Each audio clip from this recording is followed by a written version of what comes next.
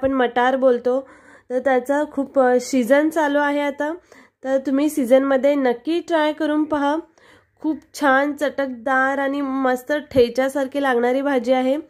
तर तुम्ही नक्की ट्राय करा आणि अगदी सोप्या आणि घरच्या आणि कमीत कमी साहित्यामध्ये बनणार आहे.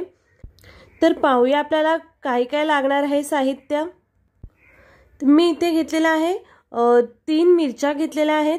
मी इथे मिरची पावडर किंवा तिखट मसाला अजिबात यूज करणार नाही आहे. अगदी जे इथे साहित्य दाखवलं आहे तितकंच साहित्य यूज करणार आहे. तर इथे मी मिरच्या घेतलेल्या आहेत 3. तुम्हाला जर अजून जास्त तिखट आवडत असेल तर तुम्ही एक्स्ट्रा घेऊ शकता. लसूण घेतलेला आहे मी. लसूण थोडी जास्त घेतलेले आहे. इथे जास्त यूज करायचे आहे. 10 ते 15 पाकळ्या घ्यायच्या आहेत लसूण. कांदा घेतलेला आहे 1 मोठा साईजचा आणि 1.5 कप वाटाणे घेतलेले आहेत. वाटाणे मी नेहमी फ्रोझनच घेते, जे आपण फ्रीजमध्ये ठेवलेले असतात फ्रीझरमध्ये. कारण त्याचं मी तेच यूज करते, कारण आपले जे फ्रेश वाटाणे असतात त्याच्यापेक्षा लवकरात लवकर शिजतात. सो आता सीझन चालू आहे तर आपण वाटाणे फ्रीजमध्ये स्टोअर करून सुद्धा ठेवतो. मी नेहमी ते यूज करते कारण ते लवकर शिजतात. तर यासाठी आपल्याला चॉपर लागणार आहे. लिलीला नेहमी मला हेल्प करायला यायचं असतं. ती नेहमी मध्ये मध्ये मला मदत करत असते. तर आपण मी हे सगळं जे आहे इन्ग्रेडियंट्स पेस्ट करून घेणार आहे किंवा ठेचा बोलू शकतो आपण.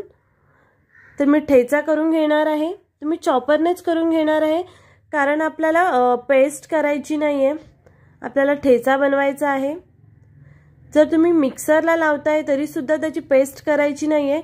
थोडंफार जाड मोठं असंच आपल्याला ग्राइंड करून घ्यायचं आहे. तुम्ही पाहू शकता, मी तुम्हाला दाखवते तशा पद्धतीने आपल्याला करून घ्यायचं आहे. थोडे जे इन्ग्रेडियंट्स आहेत ते कमी आहेत त्यामुळे थोडा वेळ लागतो. तर तुम्ही पाहू शकता आपला जो ठेचा आहे तो तयार करून झालेला आहे. आपल्याला एकदम पाण्यासारखी किंवा पातळ पेस्ट करायची नाही आहे, हे आपल्याला लक्षात ठेवायचं आहे. तुम्ही पाहू शकता लसणीचे आणि मिरचीचे थोडे थोडे तुकडे असे दिसत आहेत. आपल्याला एकदम पेस्ट करून घ्यायची नाही आहे. वाव. तर अशाच पद्धतीने आपल्याला ठेचा करून घ्यायचा आहे. तर ठेचा तयार करून झालेला आहे. ठेचा मी आता वेगळ्या बाउलमध्ये काढून घेणार आहे. यानंतर मी इथे कांदा चॉप करून घेणार आहे. कांदा जर तुम्ही डायरेक्ट कट करत असाल तर जितका बारीक कट करता येईल तितकं बारीक कट करून घ्यायचं आहे. म्हणूनच मी चॉपरमधून चॉप करून घेणार आहे. कांदा जर तुम्ही मीडियम साईजचा वापरणार असाल तर तुम्ही 2 वापरा. मी अगदी मोठा साईजचा कांदा यूज केलेला आहे. तर कांदा सुद्धा आपल्याला बारीक कट करून घ्यायचा आहे. जर तुम्ही चॉपर यूज केला तर बेटर आहे, मेहनत कमी करावी लागते. असेल तर यूज करा, नाही तर आपल्याला हाताने जितकं बारीक होईल तितकं आपल्याला बारीक कट करून घ्यायचं आहे. तर तुम्ही पाहू शकता माझा जे कांदा आहे तो सुद्धा बारीक कट करून झालेला आहे. कांद्याचं सुद्धा आपल्याला पाणी होईपर्यंत बारीक करायचं नाही आहे. ज्या प्रकारे आपण ठेचा करतो त्याच पद्धतीने आपल्याला कांदा सुद्धा असा दाणेदार कट करून घ्यायचा आहे. यानंतर आपण जे मेन इन्ग्रेडियंट्स आहेत ते घेणार आहे, म्हणजे हिरवे वाटाणे. इथे मी आधी अर्धा कप टाकून घेतलेले आहेत. ते आधी मी कट करून घेणार आहे. वाटाणे सुद्धा आपल्याला एकदम बारीक करून घ्यायचे नाही आहेत किंवा त्याच्यामधून पाणी निघेल असं बारीक करून घ्यायचं नाही आहे. अगदी थोडेफार वाटाणे, म्हणजे जितके आपण अर्धे टाकतो त्याच्या अर्धे बारीक होतील, अर्धे पूर्ण अक्केच राहतील. अशा पद्धतीने आपल्याला कट करून घ्यायचे आहेत.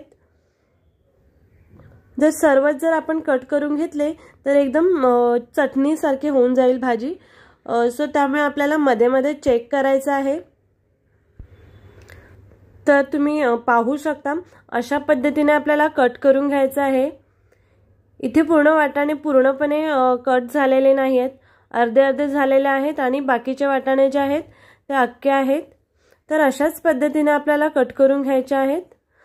त्यानंतर उरलेले जे वाटाणे आहेत ते आपल्याला टाकून घ्यायचे आहेत.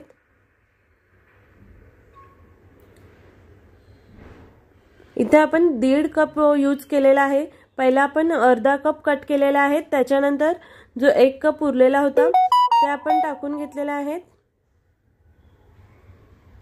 हे अगदीच आपल्याला 1 मिनिट आपल्याला असं ग्राइंड करून घ्यायचं आहे, चॉप करून घ्यायचं आहे.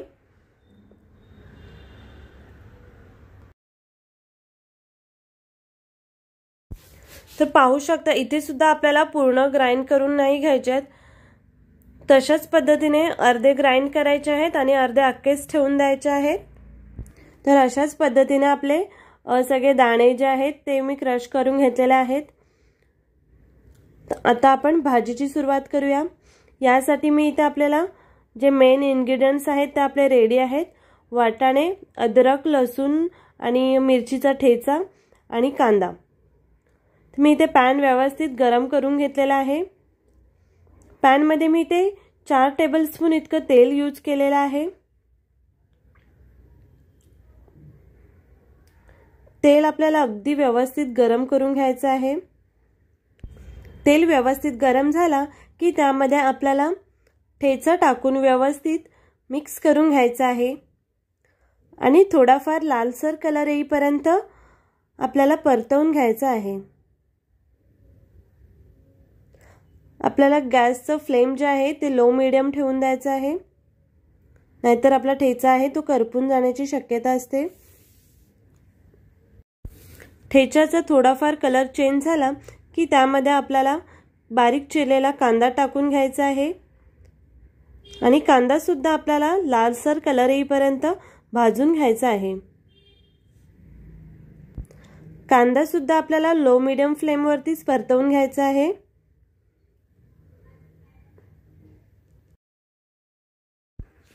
कांद्याचा थोडाफार कलर चेंज झाला किंवा थोडाफार नरम झाला की त्यामध्ये आपल्याला पुदिन्याची पानं, कढीपत्ता टाकून घ्यायचा आहे. पुदिन्याची पानं ऑप्शनल आहेत, तुम्हाला जर आवडत नसेल तर तुम्ही नाही टाकलं तरीही चालेल, पण पुदिना टाकल्याने त्याला थोडंफार फ्लेवर येतं छान असं. तर मी सजेस्ट करते की तुम्ही जरूर वापरा 4 पानं.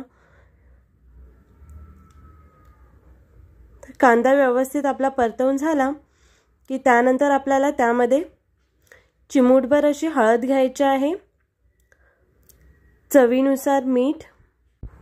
मी इथे मिरची पावडर अजिबात यूज करणार नाही आहे. आपल्याला ग्रीन सब्जी बनवायची आहे आणि जे मी मिरची यूज केलेले आहे ते इनफ आहे तिखटसाठी, त्यामुळे मी इथे मिरची लाल तिखट पावडर अजिबात यूज करणार नाही आहे. कांदा परतवून झाला की त्यानंतर आपल्याला यामध्ये वाटाणे जे आपण मिक्सर करून घेतलेले आहे ते टाकून घ्यायचं आहे आणि अगदी व्यवस्थित आपल्याला वाटाणे जे आहे ते शिजवून घ्यायचे आहेत. 2 मिनिटं आपल्याला व्यवस्थित परतवून घ्यायचं आहे, मिक्स करायचं आहे. त्यानंतर मी फ्रोझन वाटाणे यूज केलेले आहेत, त्यामुळे अगदी 5 मिनिटाच्या आत माझे वाटाणे शिजलेले आहेत. मी इथे 1/2 टेबलस्पून इतकं चाट मसाला टाकलेला आहे. आपल्याला यामध्ये पाणी टाकायचं नाहीये. झाकण ठेवून अगदी 5 मिनिटांसाठी शिजवून घ्यायचं आहे. मध्ये मध्ये चेक करायला विसरू नका. आपण पाणी नाही टाकलंय त्याच्यामुळे भाजी लागू शकते, त्यामुळे मध्ये मध्ये भाजी चेक करा. तुम्ही पाहू शकता माझी भाजी शिजून तयार आहे. तुम्ही बघू शकता छान असे वाटाणे पण शिजलेले आहेत. सो तुम्ही नक्की ट्राय करून पहा अशा पद्धतीने. आणि तुम्हाला जर माझी व्हिडिओ आवडली असेल तर प्लीज लाईक करा, कमेंट करा, शेअर करा आणि माझं चॅनल सबस्क्राईब करायला विसरू नका. त्यानंतर कोथिंबीर टाकून आपल्याला व्यवस्थित मिक्स करून घ्यायचं आहे. तुम्ही इथे शेंगदाण्याचं कूटही टाकू शकता. तुम्ही ठेचा म्हणून जर खायचं असेल तर शेंगदाण्याचं कूट टाकून सुद्धा तुम्ही खाऊ शकता.